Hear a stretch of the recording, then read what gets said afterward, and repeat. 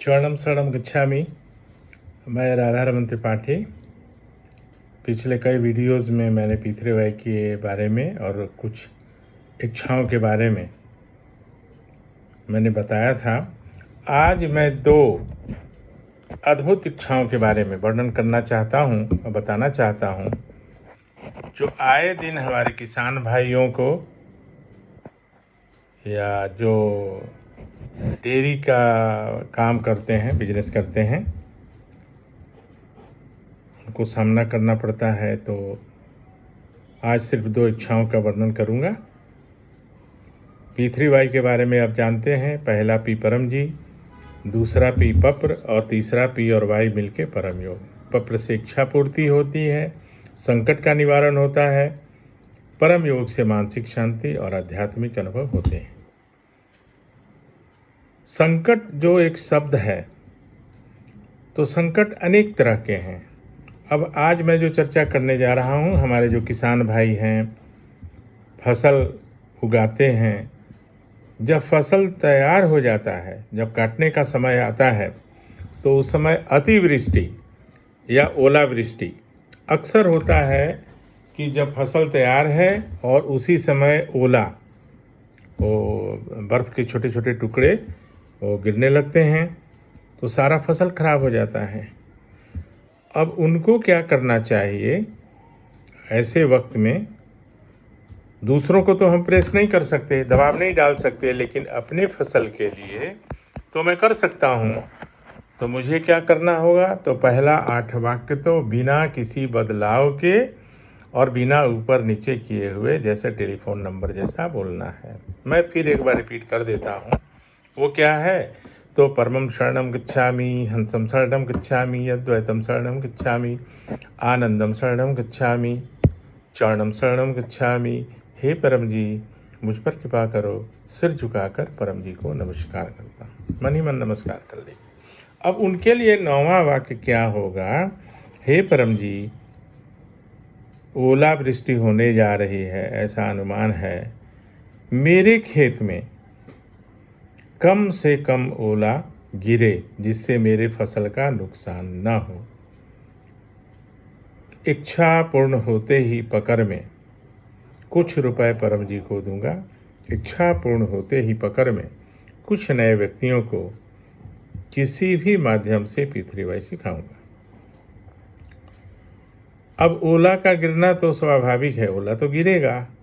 तो अगल बगल जो मालिक अपने खेत के लिए करेगा, उनके खेत में 1-2 ओला गिरेगा। ये एक अद्भुत प्रयोग बता रहा हूँ, आश्चर्यजनक, लेकिन ऐसा होता है और होगा, इसमें शंका नहीं।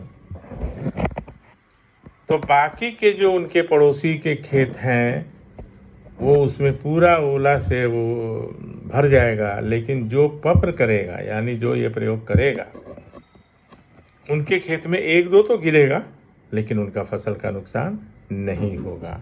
अब वो लोगों को बता सकते हैं। लोग को भी आश्चर्य होगा कि भाई मेरे खेत में तो पूरा ओला गिर गया, तुम्हारे में क्यों नहीं गिरा?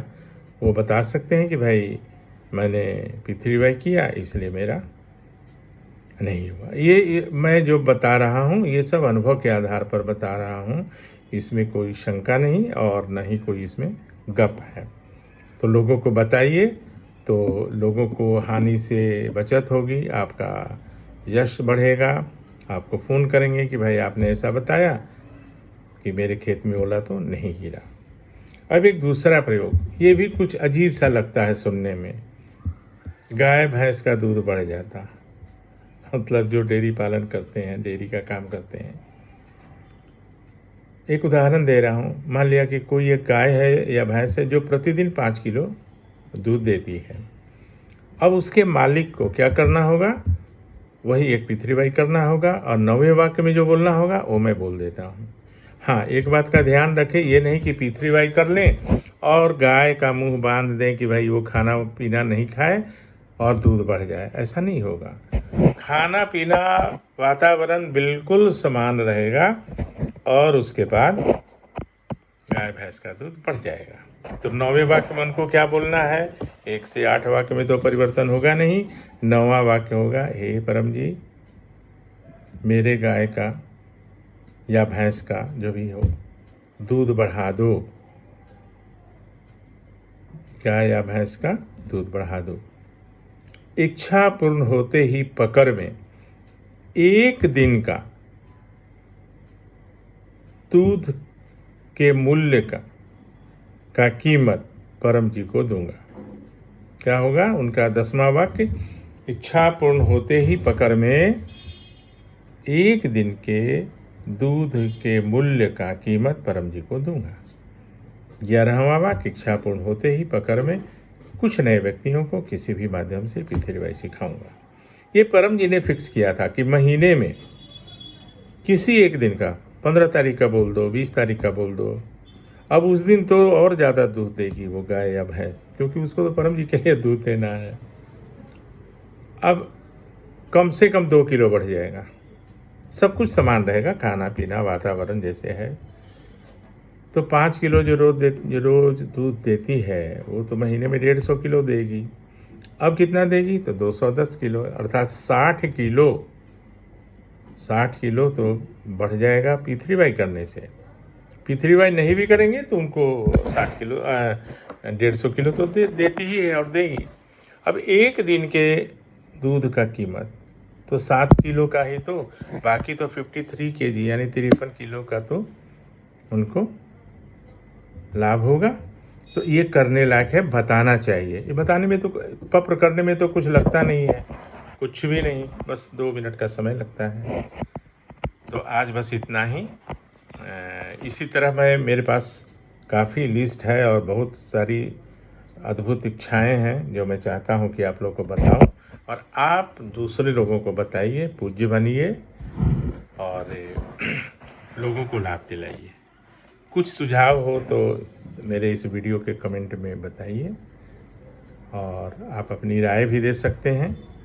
यही कहते हुए मैं अभी समाप्त करता हूँ। शरणम शरणम गच्छामि।